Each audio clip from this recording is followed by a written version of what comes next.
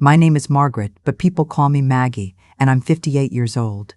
I thought I'd lived long enough to be prepared for heartbreak, but nothing in my life could have braced me for what I saw that Christmas Eve. I stepped out of the cab, my boots sinking into the heavy snow that blanketed my daughter Ava's front yard in Denver. The air was bitter, 10 degrees at most, and every breath I took stung like glass shards in my chest. I expected the warmth of family inside, a tree lit with golden lights, and my daughter's laughter echoing through the night. Instead, I froze in place. There she was, my Ava shivering on the porch, no coat, no gloves, no blanket. Just her frail body trembling in the freezing dark, her lips pale, her arms wrapped tightly around herself as if trying to hold in the last bit of warmth. Through the window, I saw them. Her husband's family, champagne flutes raised, their laughter loud, their faces glowing with firelight. The cruelty was so sharp I could taste it. They had left my daughter outside to suffer while they celebrated. I rushed to Ava, cradled her in my arms, and whispered 6 words that cut through the night. I'm so glad you're here. They thought they could break her. They thought they could humiliate her. But they had forgotten who her mother was. If you're watching this, like, subscribe, and tell me in the comments where you're tuning in from. I want to know how far this story of justice travels. I should probably start by telling you who I am, because moments like the one I just described don't come out of nowhere. My name is Margaret, though everyone has called me Maggie since I was a girl. I've spent most of my life as a taekwondo coach. That surprises people, especially when they see me with my silver hair and the lines around my eyes. But for decades, I trained young men and women to understand discipline, respect, and strength, not just of the body, but of the heart. To me, dignity is not something you inherit, and it's not something money can buy. It's earned through how you carry yourself in the darkest moments, when life corners you and demands to know what you're really made of. I tried to live that way myself, and I raised my daughter Ava with the same belief. She was my only child, my late-in-life blessing, and she grew up watching me balance toughness with tenderness. From the very beginning, Christmas was our special season. Even when money was tight, I made sure she had a memory worth keeping. When she was 6, I gave her a small snow globe with a little house inside, surrounded by glittering flakes that swirled when she shook it. She carried that globe everywhere, even to school. I used to joke that it was her little world, safe in her hands.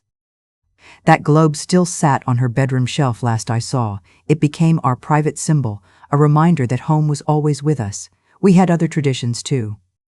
Jingle Bells was her favorite song, though she sang it out of tune. Every year she wrapped herself in the same red scarf I knitted during long nights after practice, a scarf too wide and too crooked, but hers all the same.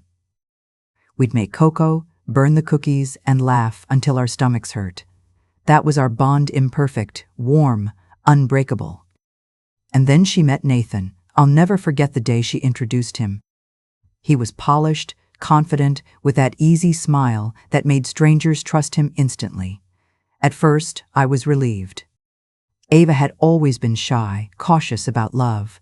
Seeing her open up to someone seemed like a good thing. But beneath his charm, I felt a hesitation, like a kick that doesn't quite land but still knocks the air from your lungs. Something about him was too practiced. His family was another matter entirely, old Denver money, as they liked to remind anyone within earshot. His mother spoke with that slow drawl people use when they want to make you feel small. His father wore suits at Sunday brunches and carried himself as though the whole city belonged to him. I still remember our first dinner together. I brought Ava's favorite casserole, a recipe from my own mother. Nathan's mother sniffed the air and said, "Oh, how quaint." That word stung more than I wanted to admit. Ava, bless her heart, tried to smooth things over. She always wanted harmony, even at the expense of her own comfort, but I saw the cracks forming early. Little jokes at her expense, how she didn't understand wine pairings, how her coat was a bit plain, how her laugh was so loud. Each time, I caught her biting her lip, forcing a smile that didn't reach her eyes. I wanted to step in, but I also wanted her to feel like she could build her own life. Still, the foreshadowing was impossible to ignore. Nathan's mother once glanced at me across the table and asked, "So, Maggie, do you plan to keep working at your age?" as if my job, my passion, was some little hobby beneath their notice. I clenched my hands under the table and reminded myself that dignity sometimes means choosing silence. But the silence was harder after the wedding. I had always dreamed of being part of my daughter's married life, sharing Christmas mornings with grandchildren one day, helping decorate her tree. Instead, I found myself pushed aside. Invitations came late, or not at all. Nathan's family hosted gatherings in their sprawling homes with chandeliers and champagne, while I sat alone in my modest living room, staring at the snow globe on the mantel. I told myself Ava was busy, that marriage takes adjustment. Still, the ache of absence grew heavier each year. Phone calls dwindled. When Ava did call, her voice was tight, cautious, as though Nathan or his family might be listening. She told me little stories here and there, but always ended quickly with, "Everything's fine, Mom," and I wanted to believe her. This year, though, something in me shifted. I couldn't shake the feeling that she needed me, even if she couldn't say it out loud, so I made my decision I would surprise her on Christmas Eve. No phone call, no warning, just me, showing up at her doorstep like I used to when she was in college, arms full of gifts and heart full of love. I imagined her smile, the way she'd throw her arms around me, the sound of her laugh filling the night. I pictured us sipping cocoa by her tree, maybe even singing Jingle Bells off-key the way we used to. The thought made the cold outside my cab window seem less biting. When the driver pulled up to the house, the first thing I noticed was the silence of the yard. Snow piled high on the walkway, untouched. Not a single footprint marked the path. I frowned, wondering why no one had shoveled. The house itself glowed from within, golden light spilling across the yard. Through the front window, I could just make out the outlines of a tree decorated in sparkling silver and gold. Then the music reached me, a Bluetooth speaker, I guessed, filling the air with Christmas classics. And wouldn't you know, it was Jingle Bells, the very song Ava once sang until her throat went hoarse. My heart swelled with hope as I stepped closer. But something tugged at me, a hesitation I couldn't name. Maybe it was the way the curtains were drawn so tightly, or the fact that I heard laughter, loud, careless, cruel cutting through the melody. Whatever it was, I felt my stomach twist. Still, I brushed it aside. I told myself this was going to be the night I reminded my daughter she was never alone, no matter what. Denver's snowstorm might have been harsh, but the warmth of family, that was supposed to be stronger. I had no idea, as I pulled my scarf tighter and stepped onto that icy porch, that the scene waiting for me inside would shatter me to my core.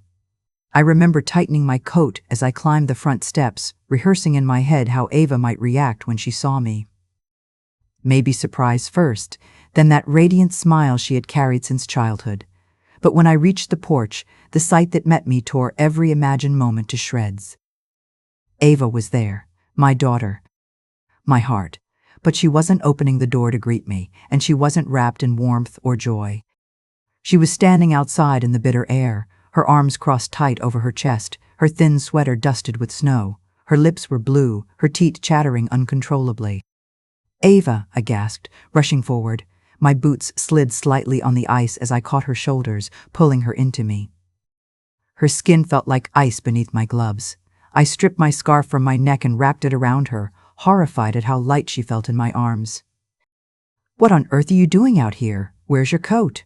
Her eyes met mine, wide and glassy. And then she whispered words that still echo in my ears. "They told me to leave, Mom. They said I was embarrassing them." Inside, through the glowing window, I saw the scene that made her words even sharper. Nathan's family gathered around the fireplace, champagne glasses raised high, plates of food spread across the long oak table. Laughter rang out, loud and careless, as though the girl shivering outside didn't exist. I pulled Ava closer, cradling her the way I hadn't since she was little. "You're freezing," I whispered, brushing snow from her hair. "I've got you now." She shook her head weakly. "I didn't want you to see me like this." The ache in my chest was unbearable. How long had she been enduring this cruelty alone? How many Christmases had she smiled at me over the phone, hiding the truth that her husband's family had pushed her into the cold, literally? I straightened, fire burning through my veins. I was a taekwondo coach, a woman who had trained countless students to stand tall in the face of disrespect. Yet here was my own daughter, humiliated on the holiest night of the year, treated like a stranger outside her own home. Without another thought, I scooped her into my arms. She protested weakly, but I wouldn't let her go. I kicked open the door with a force that rattled the hinges, the warmth of the house washing over us as we stepped inside. The room fell silent. Every face turned toward us. Nathan's mother froze mid-laugh, her champagne glass hovering in the air. His father's brow furrowed in annoyance, as though we had disrupted a business meeting rather than a family holiday. Nathan himself stood near the fireplace, his jaw tightening. "Maggie," he said, as if my name were an inconvenience. "What are you? How could you?" I demanded, my voice shaking but strong. I looked at each of them one by one, my eyes landing last on my son-in-law. "How could you sit here in comfort while my daughter froze outside in 10-degree weather?" The silence stretched, thick and suffocating. No one moved. No one offered an explanation. Finally, Nathan's mother sniffed, setting her glass down with exaggerated care. "She wasn't fitting in with the conversation," she said smoothly. "Sometimes it's better for everyone if—" "Enough!" I cut her off, my voice sharp as a blade. Ava trembled in my arms and I softened my tone for her sake. "You don't have to explain. Not tonight." I carried her past them, every step heavy with rage I kept tightly leashed. Dignity, I reminded myself.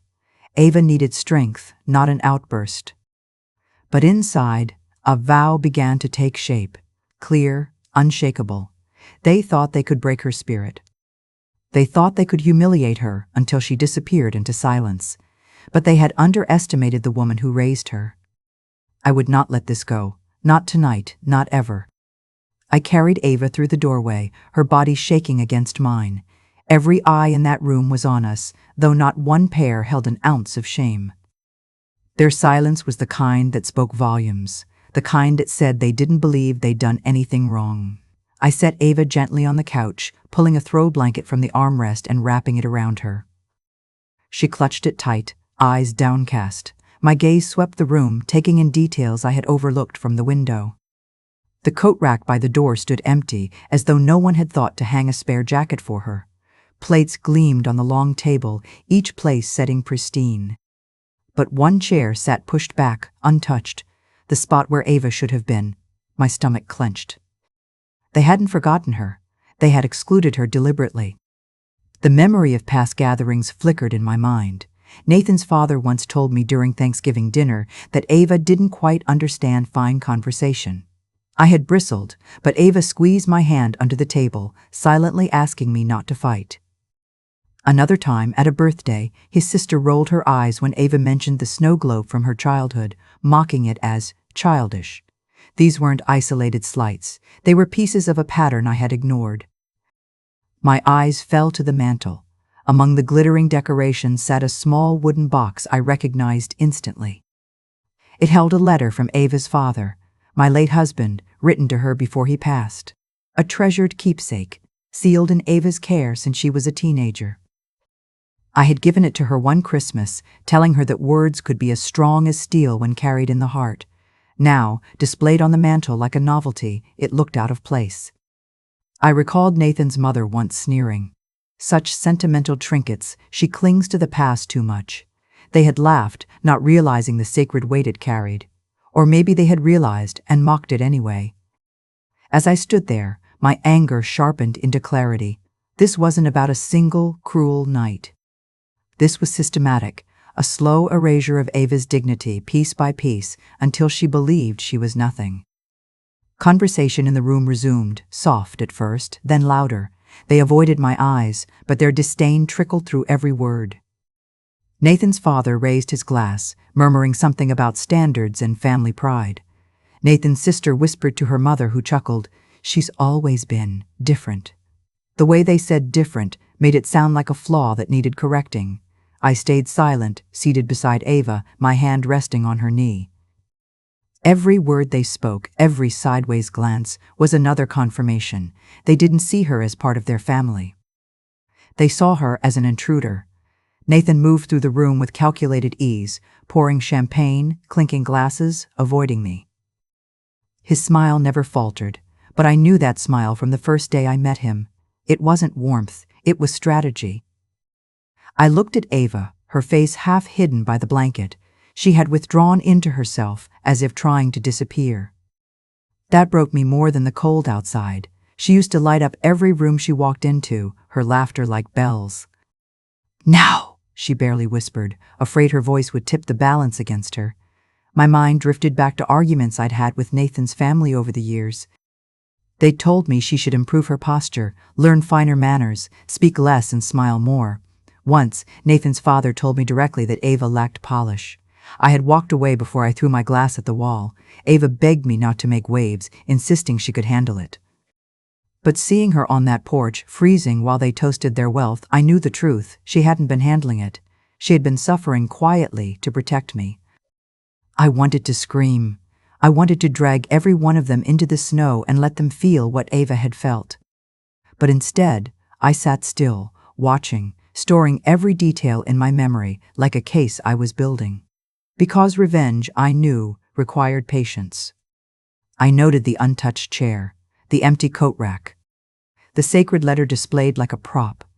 I listened as they praised Nathan's good taste and ignored Ava's silence. Each observation layered on the next, building a picture of cruelty so deliberate it could not be excused. They believed their money and their name gave them the right to belittle her, to treat her as less than. But they had forgotten the woman she came from. I had built my life on teaching others to fight with grace, to know when to strike and when to hold. Tonight, holding back was harder than any sparring match I'd ever fought, but I held. For Ava, as the evening dragged on, tension coiled tighter in my chest. Ava leaned into me, exhaustion in her eyes. I pressed a kiss to her temple, whispering, "Rest, sweetheart. I'm here now." She closed her eyes briefly, her breath uneven, and in that moment I made a silent vow. They might have stripped her of her confidence, they might have locked her outside on Christmas. But they would not win, not against me. Not against the bond between mother and daughter. Revenge would come, not loud and reckless, but precise, undeniable, and devastating. The evening dragged on like a cruel test of endurance. Ava stayed curled at my side, her shoulders trembling under the blanket, while the family carried on as though nothing unusual had happened. I could feel my anger building, rising like a tide I could barely contain. Each laugh, each toast, each careless flick of their wrist was a reminder of how little they valued her. And yet, in the quiet corners of my mind, I saw a different picture. Ava as a little girl in our small front yard, her red scarf trailing behind her as she flopped into the snow to make angels. She'd laugh and shout, "Look, Mom, I'm flying." I'd scoop her up, her cheeks rosy, and we'd run inside for hot cocoa, marshmallows piled so high they melted into sticky clouds. Those memories were alive inside me, bright and warm, even as I sat in this cold-hearted room. Now that same daughter sat small and silent, her spirit dimmed. The contrast nearly broke me. I couldn't hold it in any longer. I rose from the couch, setting my hands firmly on the table, forcing every eye to meet mine. "You should all be ashamed," I said, my voice low but steady. "On Christmas of all nights, you left Ava outside in the cold. How can you call yourselves family?" The room froze. Then Nathan's sister rolled her eyes. "Oh, please, Maggie, you're making it sound worse than it was." "Dramatic," his mother added with a shrug. "She only stepped out for a little air." I felt Ava flinch beside me. My hands curled into fists, the training of decades reminding me how easy it would be to shatter the calm with a single strike. But Ava's hand touched mine under the table, trembling, pleading for restraint. Before I could answer, Nathan spoke, his voice sharp but controlled. "Mom, Dad, let's not blow this out of proportion. Maggie doesn't understand how we do things." He looked directly at me, his eyes cold. "You've always been protective, maybe too protective." I nearly laughed, though there was nothing funny about his words. Protective? As if caring for my daughter was a flaw. Ava's breath hitched. She shoved her chair back suddenly, the legs scraping loudly against the floor. "Stop it," she whispered, her voice cracking. "Please, just stop." Tears filled her eyes before she turned and bolted up the stairs. For a moment, the room was silent. Then Nathan's father sighed, shaking his head. See? This is what we deal with. She's overly emotional. She can't handle a little teasing. I didn't trust myself to speak. Instead, I turned and followed Ava upstairs, leaving their dismissive faces behind me. I found her sitting on the edge of her bed, the blanket still clutched around her shoulders. In her lap rested the wooden box from the mantel. She had opened it, the folded letter from her father trembling in her hands. Her sobs were soft, muffled, but they cut me deeper than any harsh word ever could. "I feel invisible, Mom," she whispered when she saw me. Her fingers stroked the letter as though it could anchor her. Every time I try to belong, they push me out. I thought if I stayed quiet, if I smiled, maybe they'd accept me. But nothing I do is enough. Not for them, not for Nathan. I knelt beside her, wrapping my arms around her shoulders. "You're not invisible to me. You never will be. You are more than enough, Ava, more than they could ever deserve." She leaned into me, clutching the letter tighter. Dad used to say I was his snow angel, that I lit up every room. But here, her voice broke, here I'm nothing. I swallowed hard, forcing down the fury that threatened to spill over.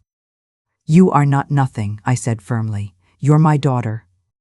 You carry his strength and mine, and if they can't see that, then I'll make them." Her tearful eyes searched mine. How? I didn't have an answer yet, but I knew this, storming downstairs, shouting until I lost my breath, wouldn't change anything. They would dismiss me again, call me dramatic, twist every word. No, this fight would require more than anger. It would require precision. I rose, pacing the room, my mind spinning. Every symbol of Ava's dignity they had mocked. The snow globe, the letter, even her place at the table, could become a weapon in my hands. They thought of these things as weaknesses, but they were her story, her proof of belonging. And I could use them. I thought of the papers I had glimpsed earlier in Nathan's study, the way he quickly shut a drawer when I walked past. My instincts told me there was more there, something he didn't want me or Ava to see. I filed that away for later. For now, I sat back down beside my daughter, holding her hand in mine. "Listen to me, Ava. You don't have to fight this alone anymore. I will protect you. I will show them exactly who you are, and they will regret every cruel word, every cold night, every laugh at your expense." She pressed her forehead to mine, her tears damp against my cheek. "Promise?" "Promise," I said, my voice steady with the conviction that had been forged over years of teaching others to stand their ground. "I won't stop until they see you for who you are, and when this is over, they will never forget it." The house was quiet around us, but beneath that silence, I felt the tension coil tighter, like the moment before a match begins. I wasn't just Ava's mother tonight. I was her defender, her ally, her voice when hers had been silenced too long. And as I held her there, with the letter of her late father trembling between us, I knew one thing with absolute certainty. My plan was only just beginning. Dinner was served with all the pomp you'd expect from Nathan's family. Silver trays, polished crystal, and a centerpiece so large it nearly blocked anyone from seeing across the table. Roasted turkey, glazed ham, steaming dishes of potatoes and asparagus. The works. Everything glittered, everything shone, except for the one thing that mattered: kindness. I sat beside Ava, close enough to feel the tension in her body. She barely touched her plate. Across from us, Nathan raised his glass, his family joining in, their laughter clinking against the crystal. "To family," Nathan's father declared, his booming voice dripping with smugness. "To family," the others echoed, smirking as if the word itself were a private joke. I felt my stomach twist. They were mocking her again, toasting family while treating my daughter like an outcast. My hand tightened around the fork. I reminded myself, not yet. Nathan's sister leaned back in her chair, giving Ava a once-over. "It's too bad you don't really like champagne, Ava," she said sweetly. "Oh, but maybe you just can't handle it. You never could keep up, could you?" The table erupted in quiet chuckles. Ava lowered her gaze. "That was it?" "Enough." I rose slowly, placing my napkin on the table. My voice was calm, but cut through their laughter like a blade. "I think it's time we stop pretending." The room stilled. Dozens of eyes turned toward me. "You sit here," I said evenly, sweeping my gaze around the table, mocking my daughter, leaving her to freeze outside in the snow, "and then you raise a glass to family? You wouldn't know the meaning of the word if it stared you in the face." Nathan shifted uncomfortably. "Maggie, sit down. Don't do this now."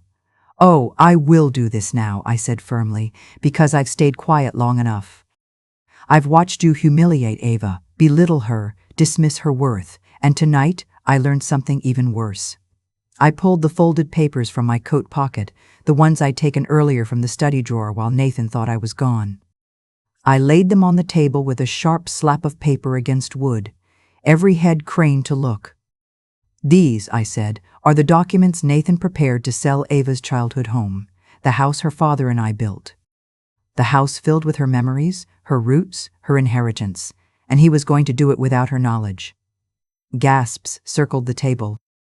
Ava's eyes widened. "What?" she whispered, reaching trembling hands toward the papers. Nathan's face turned pale. No, that's not what you think." It's just paperwork," I cut him off. "Don't lie. I read enough to know. You called it liquidating assets.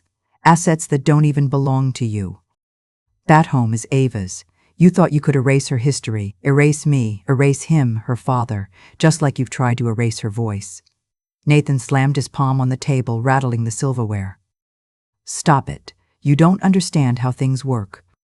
That house is a drain, a waste of money. Ava doesn't need it. She doesn't even appreciate it." There it was, the slip, his mask cracked, the greed dripping from every word. Ava's hands tightened on the papers, her lips trembling. You were going to sell it? Without telling me? That's my home, Nathan. My dad built that swing set. My mom planted those roses. That's the only piece of him I have left," he sneered. "You're too sentimental. Always clinging to the past, too weak to move forward. I'm doing what's best. For us." Her tears fell, but her voice rose stronger than I'd ever heard it. "No, Nathan. You weren't doing it for us. You were doing it for you. For your family. To prove you're the big man who controls everything." She stood, her shoulders squaring, the blanket slipping to the floor. "I'm done being silent. I'm done being treated like I don't matter." The room buzzed with shock. His mother muttered, "Ava, sit down, dear." "No," Ava snapped, her voice sharp as a whip. "You don't get to tell me what to do anymore. You've laughed at me, shut me out, made me feel invisible. But I am not invisible. I am his daughter. I am her daughter. And I will not let you erase me." Her words lit fire in my chest. I stepped beside her, placing a hand on her back. Then I delivered the final blow. "You all think Ava is weak. You think she's disposable. But here's something you didn't know. Years ago, after her father passed, I made sure our home would never be stolen. I secured it legally in her name, protected by trust documents you'll never touch." I reached into my bag and pulled out a sealed envelope. The notarized deed Ava had entrusted to me, the copy she had long forgotten I kept safe. I laid it down in front of her. "This is yours, Ava. Always has been, always will be." He never had the power to take it. The silence was deafening. Nathan's mouth opened and closed like a fish out of water. His parents stared, horrified, the smugness drained from their faces. Ava looked at me, then at the papers, then back at him. And for the first time that night, I saw strength blaze in her eyes. She held up the deed with trembling hands. "You lied to me. You tried to strip away everything I had left of my dad. But you can't. You'll never touch this. And you'll never touch me again." Her voice didn't waver. It rang clear, solid, final. Nathan tried one last time, his words desperate. "Ava, you don't understand. I did it for us, for our future. They pressured me." "No," she cut in. "You did it because you only care about yourself, and I'm done paying the price." She turned to his stunned family, their eyes wide with humiliation. "You think I'm weak? You think I don't belong? Look at me. I'm still standing. And you can laugh all you want, but tonight you lost. You all lost." Her words echoed in the stunned silence. I stood tall beside her, pride swelling in my chest. My daughter, my snow angel, had found her wings again. The room was frozen, the fire crackling the only sound, the laughter, the mocking, the cruel games, all gone. Finally, I leaned across the table, my eyes locking with Nathan's. Calm, steady, certain. You underestimated her. You underestimated me. And now, you have nothing. The silence was complete, their faces pale, their arrogance shattered. Christmas had begun with cruelty and cold, but it ended with truth, strength, and justice. And in that moment, as Ava's hand slipped into mine, I knew this was the night everything changed. The silence in that dining room stayed with me long after Ava and I walked out the door. No one tried to stop us. No one dared. The snow had picked up, flakes drifting down in heavy clusters, softening the world around us. It felt like the earth itself wanted to erase what had just happened inside that house. I wrapped Ava tighter in my coat as we stepped into the night. Her breath came in sharp clouds, but there was a new steadiness in her step. She wasn't trembling anymore. For the first time in months, maybe years, I saw something in her eyes that I'd been aching to see: freedom. We reached the cab waiting at the curb. The driver had been watching from the rearview mirror, curiosity flickering across his face. But he said nothing, just tipped his hat as I guided Ava into the back seat. As the car pulled away, she leaned against me, resting her head on my shoulder. "Mom," she whispered, her voice raw, "I can finally breathe." I kissed her hair, the same way I used to when she was a little girl falling asleep after a day of sledding. "You're safe now, sweetheart. No one will silence you again." The city lights blurred past us, glowing through the curtain of snow. For the first time all night, I allowed myself to breathe deeply, the tight band around my chest loosening. Poetic justice has a way of finding its moment. In the weeks that followed, word spread quickly. Nathan's attempt to secretly sell Ava's home became the talk of his office. His father's business associates whispered about the stunt his son pulled.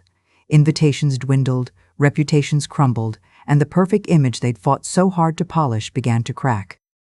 Meanwhile, Ava moved back in with me temporarily. My little house, small but warm, filled with the scent of cinnamon candles and the quiet hum of the kettle on the stove, became her refuge.